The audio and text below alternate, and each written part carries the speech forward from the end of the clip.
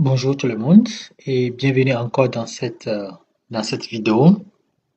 Alors aujourd'hui, je vais vous présenter le fonctionnement du crédit bail. Alors tout d'abord, c'est quoi le crédit bail? Le crédit bail, c'est un instrument de financement qui met évidemment en relation trois acteurs. Il y a premièrement le vendeur du bien, c'est-à-dire le fournisseur. Deuxièmement, il y a l'utilisateur, c'est-à-dire l'entreprise locataire. Et enfin, il y a la société de crédit bail, le propriétaire du bien. Alors, dans la pratique, comment ça se passe? D'abord, premièrement, l'utilisateur fait un choix, il choisit le bien. Donc, il va choisir et négocier aussi le matériel dont il a besoin auprès du fournisseur. Donc, ensuite, il fait quoi? Il va monter un dossier de financement, lequel est évidemment soumis à la société de crédit bail.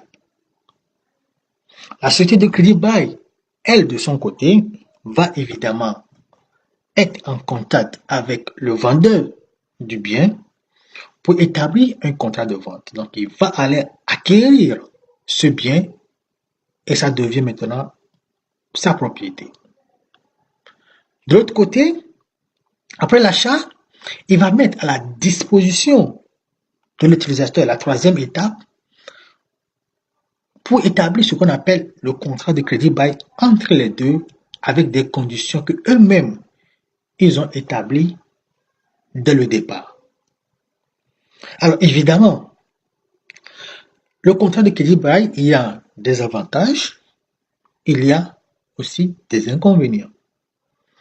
Par exemple, comme avantage, je peux citer que ça n'existe aucun autofinancement de la part de l'utilisateur.